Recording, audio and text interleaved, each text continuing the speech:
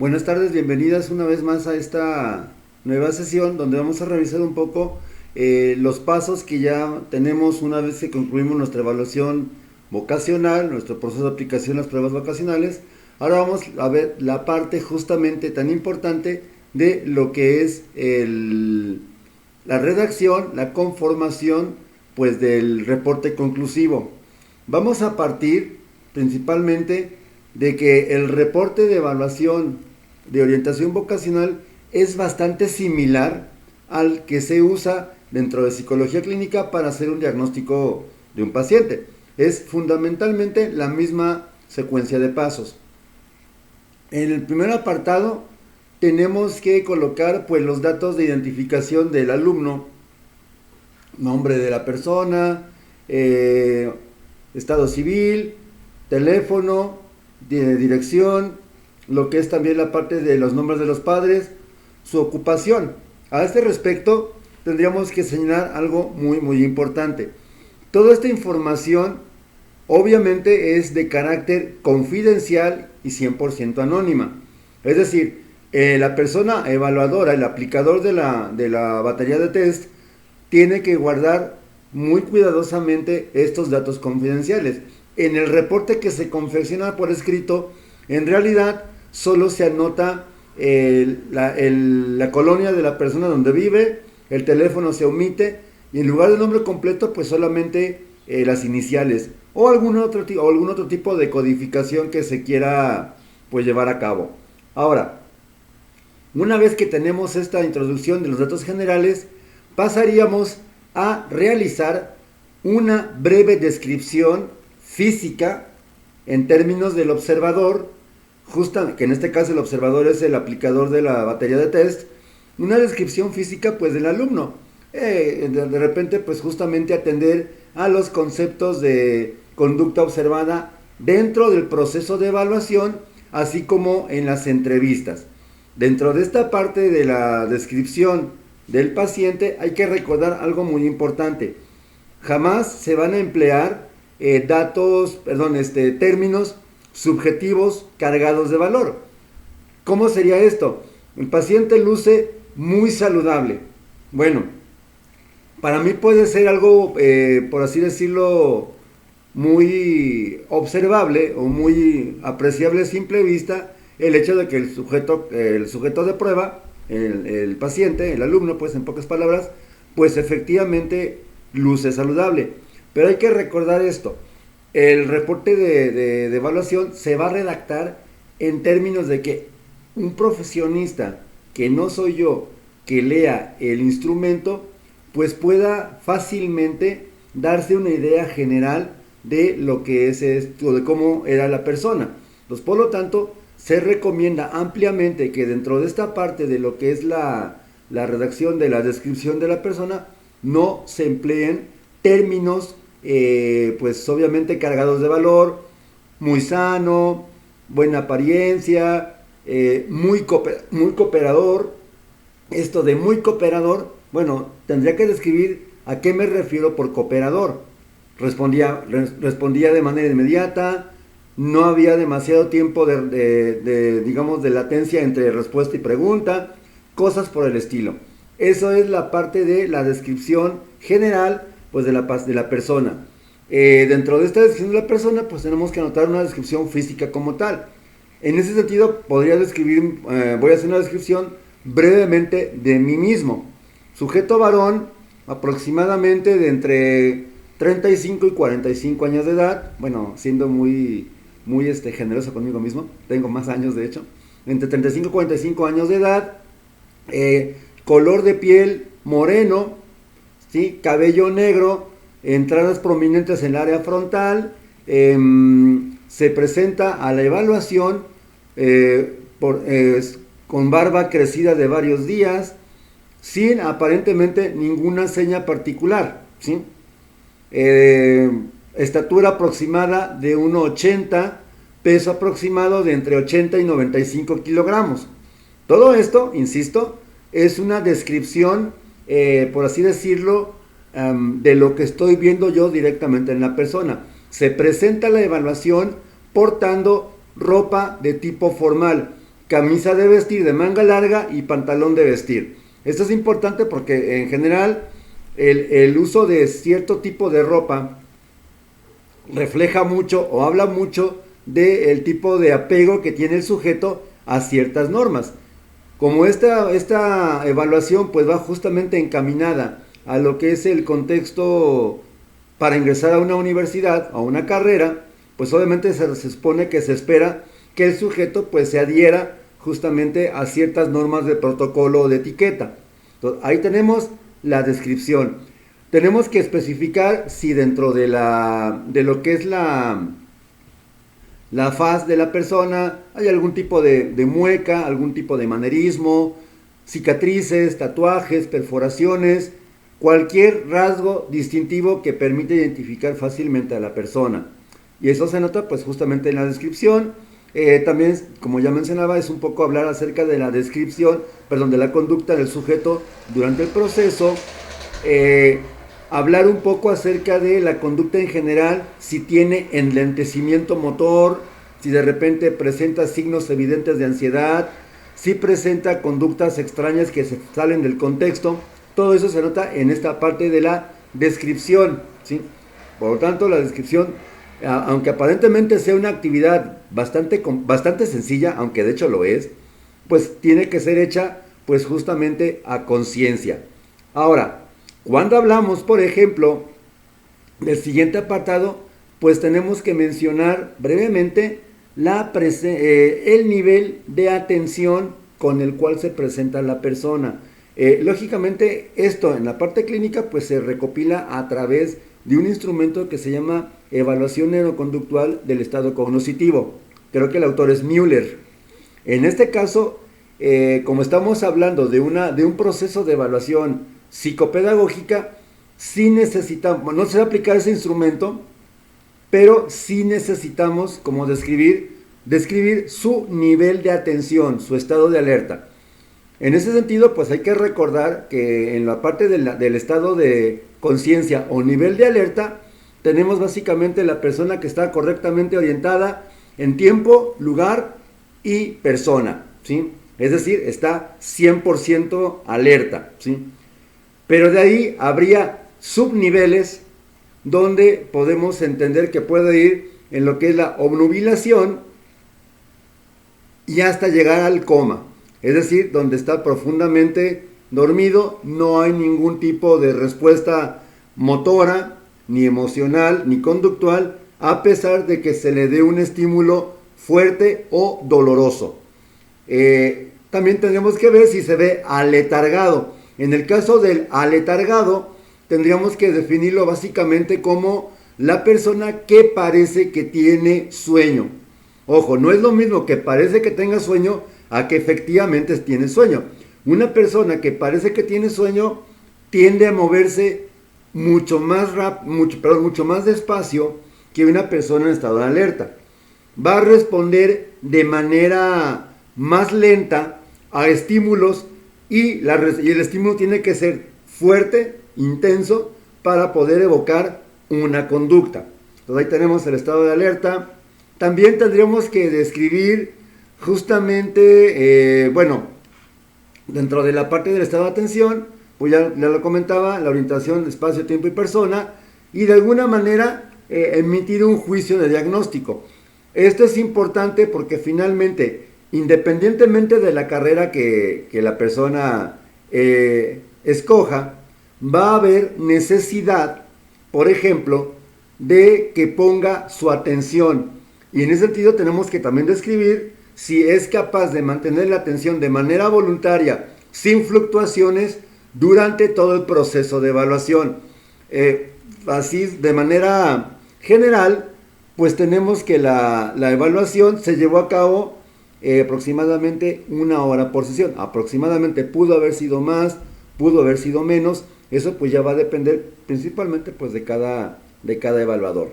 Entonces ahí tenemos ya lo que es la parte de la descripción impresionista, el estado de conciencia, el nivel de alerta.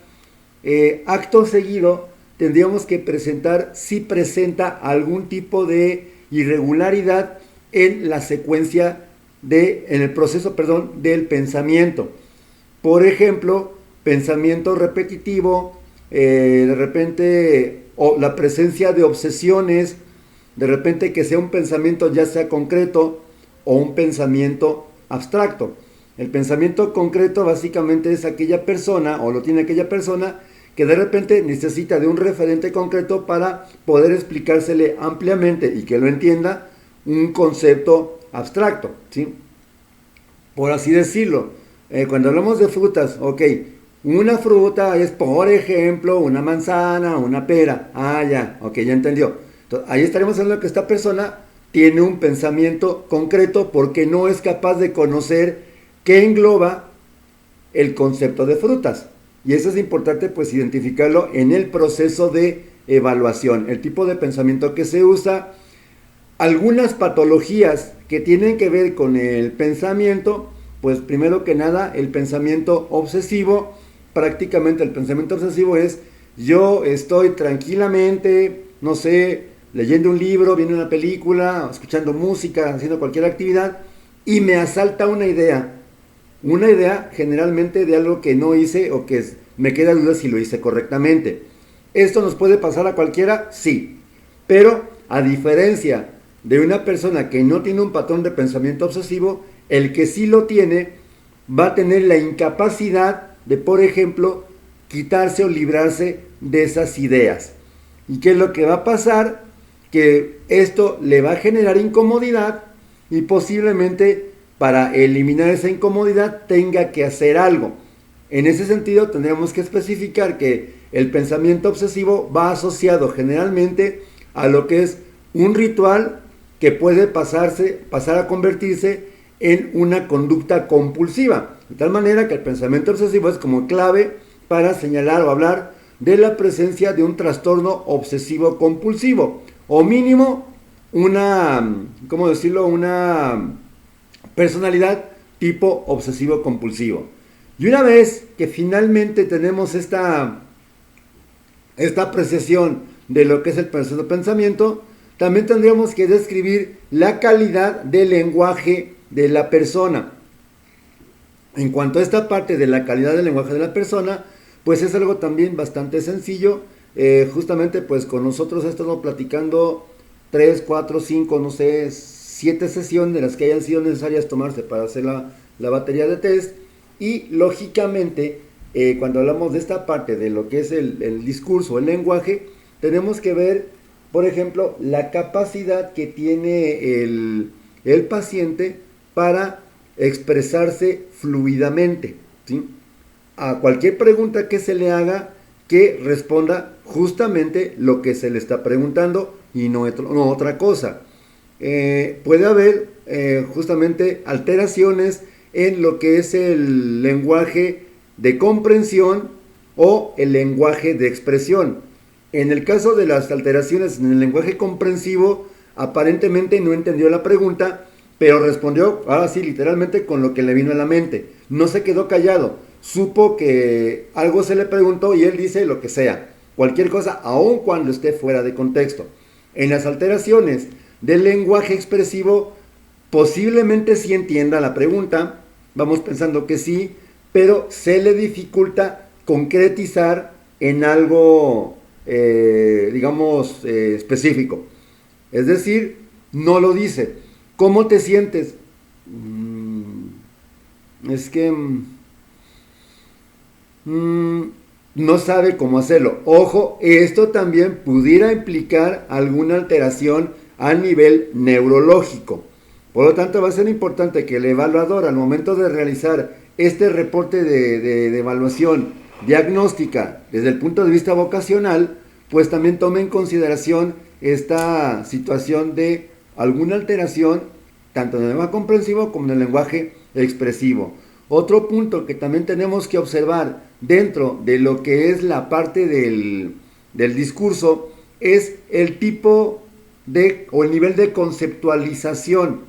Se supone que si estamos aplicando esta batería de test a una persona, a un sujeto que está cursando la preparatoria en sus últimos años o que ya terminó de estudiar la preparatoria, obviamente va a tener un nivel de conocimiento pues ligeramente superior al promedio.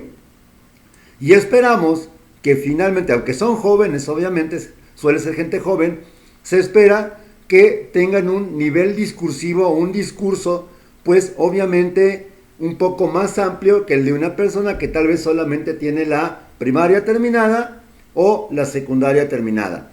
Entonces tenemos que poner también atención justamente a este detalle de la riqueza de vocabulario.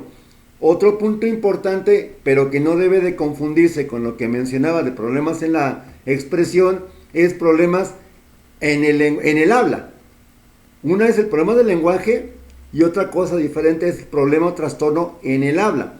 Puede ser que sea una persona que tiene problemas como por ejemplo la disfemia, donde básicamente pues va a repetir ya sea la primera sílaba o la última sílaba de una palabra y va a tener muchos problemas para realizar ese encadenamiento entre palabra. La disfemia pues sabemos que también se le conoce así a la tartamudez, ¿sí? Y por lo tanto tenemos que también describir qué tan fluido habla, ¿sí? Y no por fluido quiere decir que hable muy rápido, sino qué tanto a lo mejor logra mantener un ritmo de velocidad en su habla, y esta habla pues lógicamente es entendible, ¿sí? Hay que ver también problemas de articulación para ciertos fonemas, clásicamente las R's, las L's, ¿sí? Donde pues vemos justamente esa importante manifestación de, por ejemplo, lo que es la disartria, que es un trastorno que justamente hace que los pacientes que tienen esta condición pues sean incapaces de articular ciertos fonemas del habla castellana. También otro punto de vista, otro aspecto que también se evalúa dentro de esta situación del lenguaje, pues es lo relativo a la parte de lo que es, por ejemplo, dentro del vocabulario, emplear, por ejemplo, términos que a lo mejor son muy coloquiales, incluso hasta vulgares.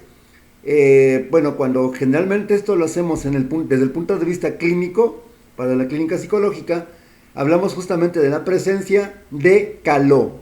Es decir, el caló va a ser una especie de lenguaje que generalmente suele asociarse a la pertenencia a ciertos subgrupos sociales, ¿sí? Un ejemplo de caló para poder entender esto de mucho mejor manera es si alguien es fanático o seguidor del grupo Café Tacuba. Hay una canción muy representativa de ellos que se llama La Chilanga Banda. Pachucos, cholos y chundos, chichiflas y malafachas. Así empieza la canción, donde pachucos, cholos, chundos, chichiflas, malafachas son palabras que son construidas de manera artificial, pero que en el lenguaje de caló de ciertos barrios de la Ciudad de México se entiende fácilmente, ¿sí? Justamente, en este caso, una persona que en su difuso coloquial o cotidiano utiliza este recurso lingüístico que es el caló, posiblemente tiene un arraigo bastante, ¿cómo decirlo?, amplio a lo que es el caló, ¿sí? Entonces también tenemos que evaluar justamente el nivel discursivo de la persona. También tenemos que descartar algo muy importante, que es, por ejemplo, la presencia de alteraciones a nivel perceptual. Uno, a nivel sensorial. A nivel sensorial es de repente audición y visión. Esto nos damos cuenta fácilmente. De repente, a lo mejor, como estuvimos aplicando test, una persona que de repente tenga problemas de visión, tal vez va a acercar demasiado la vista al material de la prueba, ¿sí? Una persona que tal vez tenga problemas de audición, pues va a estar preguntando frecuentemente que le repitamos lo que dijimos. No siempre es así, a veces no se hace justamente por vergüenza, pero en términos generales eso sería lo que es la parte sensorial, ¿sí? Pero también decíamos que viene la parte perceptual. cómo por ejemplo el sujeto interpreta y organiza esas sensaciones dándole un sentido más profundo a ese constructo que es la percepción. La sensación es un proceso eminentemente neurológico que pues básicamente se da a través de los sentidos. En cambio, la percepción ya implica un procesamiento de esa información, pero ya más a nivel cortical, donde ya se involucra justamente otros elementos, otras situaciones temáticas que tienen que ver justamente con esa digamos, constructos o conceptos que tengo en la cabeza, en la mente, en las ideas, por así decirlo, en el intelecto. Ahora, algunas patologías, de hecho la más común, hablando de la percepción, pues son las alucinaciones, ¿sí? En el caso de la alucinación, pues prácticamente la podemos definir como una experiencia sensorial en un contexto donde hay claridad sensorial también, o acá en la perceptual. Por ejemplo, yo pudiera decir que en este momento atrás de mí está, por ejemplo, no sé, una lámpara gigante, un foco gigante, un caballo gigante volando.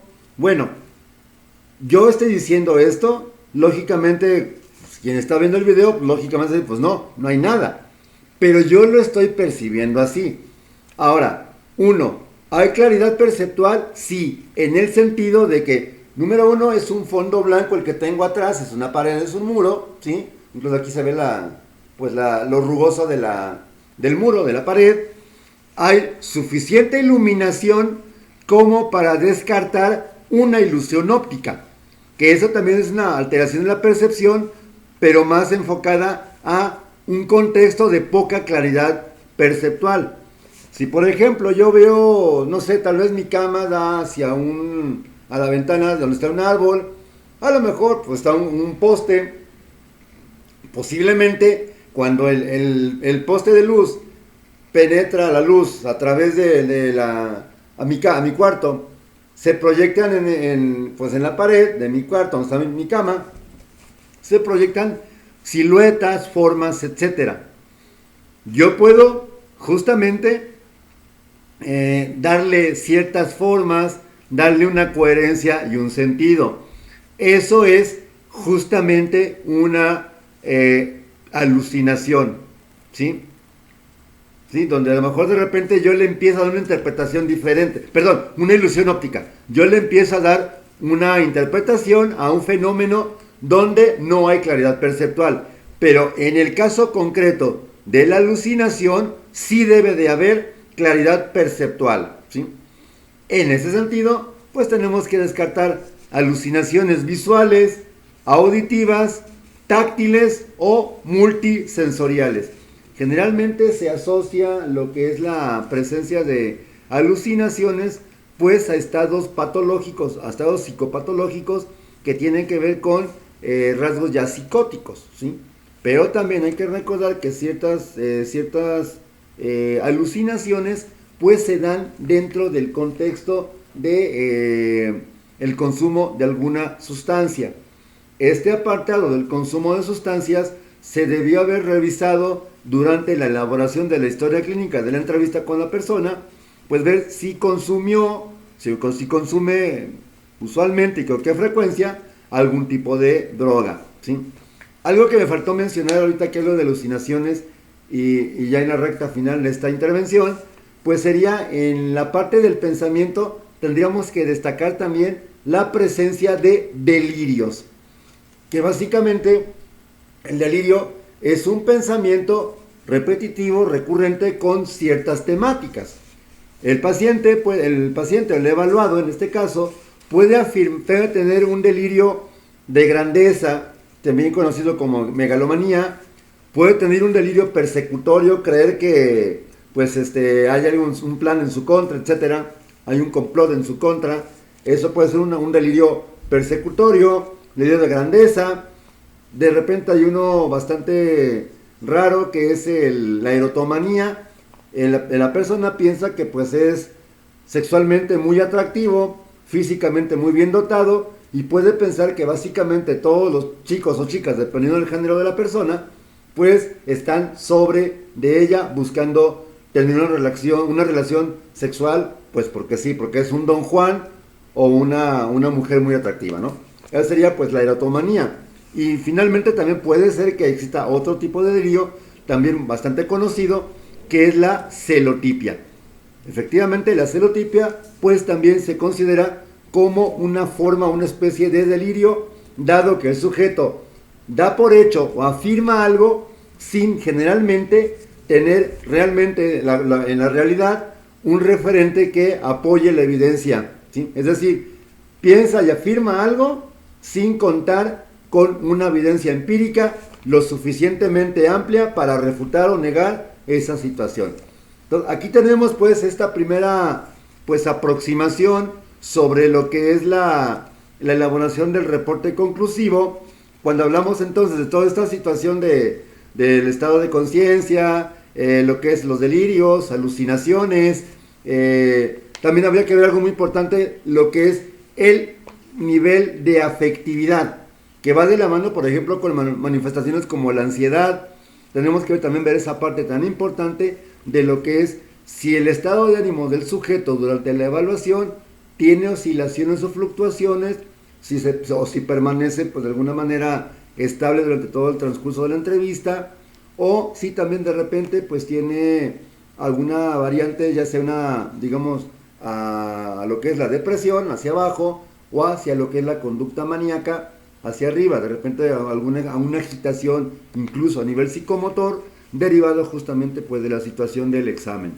Entonces, en ese sentido pues esta sería una primera aproximación, insisto, el formato de redacción de todo esto se debe hacer, ojo, aquí va el dato muy importante, esta información se va a redactar, ¿sí?, en tercera persona. El sujeto, el paciente, el alumno menciona X o Y, ¿sí? No, el paciente me dijo y me dice, que me digo y que me dice, no, se redacta siempre en tercera persona, ¿sí? Procurando poner en el escrito entrecomillado aquello que a lo mejor el paciente dijo textualmente. Cuando el paciente lo dice textualmente, para diferenciar justamente lo que dice el evaluador de lo que dice el paciente, se pone entre comillas, ¿sí? Y a lo mejor entre paréntesis, después de la cita textual, citado por el paciente o mencionado por el paciente.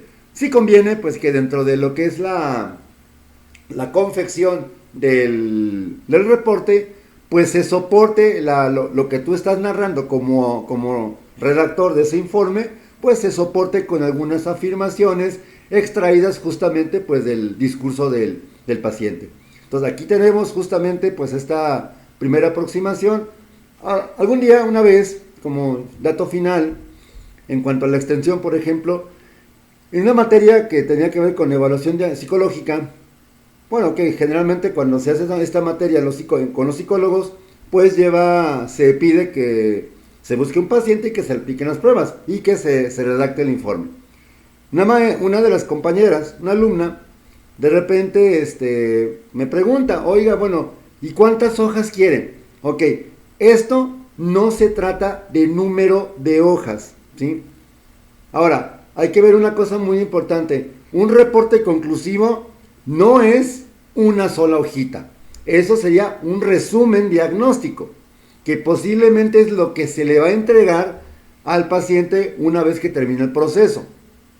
Ahora, el reporte de diagnóstico, el informe psicológico, por así decirlo, de evaluación, ¿cuántas hojas lleva? No sé, las que sean necesarias, de tal manera pues que la información esté completa, se entienda, como comentaba anteriormente, que si otra persona, otro profesionista, lea el documento, pues pueda darse una idea general pues de qué se trata todo lo que está mencionando el paciente, ¿sí? Entonces, ¿cuántas hojas van a salir? No sé, lo reconozco, pueden salir 5, 6, 7. Ya en mis tiempos, cuando estaba en la licenciatura, estudiando la carrera, pues ciertamente a mí me salieron aproximadamente un reporte como de unas 15 páginas. Ciertamente es mucho.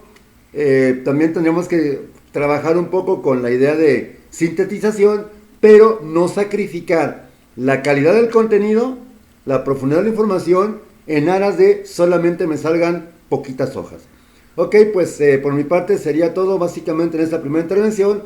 Eventualmente seguiré subiendo material sobre este tema tan importante que es la elaboración del reporte de diagnóstico. Por mi parte es todo, agradecer y quedo a sus órdenes para cualquier duda o aclaración. Un gusto y nos vemos en otro momento.